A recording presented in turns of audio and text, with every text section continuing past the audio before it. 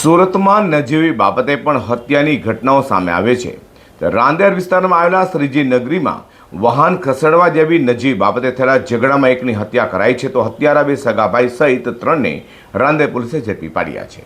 સુરતમાં જાણે ગુનેગારોને હવે કાયદાનું જરા પણ ડર ન રહ્યો તેમ લાગી રહ્યું છે, કારણ કે નજીવી બાબતે પણ લોકો હવે હત્યાની ઘટનાને અંજામ આપતા હોવાનું સામે આવ્યું છે।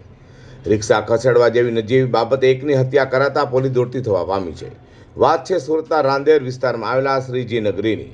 શ્રીજી નગરીમાં વાહન ખસેડવા માટે રાજુ સોલંકી અને આરોપીઓ અનિલ દેવીપૂજક, તેનો ભાઈ કાલુ દેવીપૂજક તથા સની વચ્ચે ઝઘડો થયો હતો, જેમાં આરોપીઓ અનિલ, કાલુ અને સનીએ રાજુ સોલંકી પર લાકડાના ફટકા વડે જીવલેણ હુમલો કરી નાખ્યો હતો, જેને લઈને ગંભીર હાલતમાં રાજુ સોલંકીને તાત્કાલિક સારવાર માટે હોસ્પિટલે ખસેડાયો હતો। જો કે સારવાર મળે તે પહેલાં જ રાજુ સોલંકીનું કરુણ મોત નીપજતા રાંદેર પોલીસ દોડતી થઈ ગઈ હતી અને રાંદેર પીએ આરજે ચૌધરીના માર્ગદર્શન હેઠળ રાંદેર પોલીસની ટીમે તરત જ તપાસ હાથ ધરી 3 હત્યારાઓ, જેમાં બે સગાભાઈ અનિલ દેવીપૂજક અને કાલુ દેવીપૂજક તથા સનીની પોલીસે ધરપકડ કરી સળિયા પાછળ ધકેલી દીધો હતો।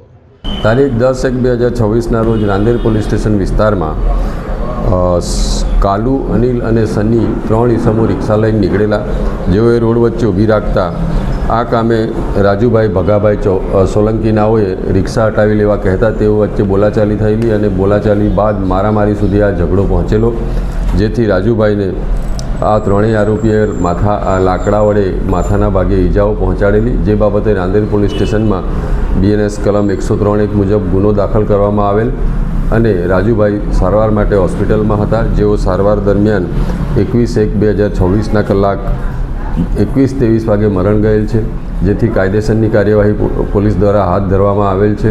આ બાબતે આજરોજ ઇન્ક્વેસ્ટ પંચનામું પણ ભરવામાં આવેલ છે અને આ 3 આરોપીઓની અગાઉ ધરપકડ કરી હાલ તેઓ જ્યુડિશિયલ કસ્ટડીમાં છે। તો વાહન ખસેડવા જેવી નજીવી બાબતે સુરતમાં યુવાની સરા જાહેર લાકડાના ફટકા મારી હત્યા કરાઈ હોય, જેને આખા વિસ્તારમાં ડરનો માહોલ જોવા મળ્યો છે।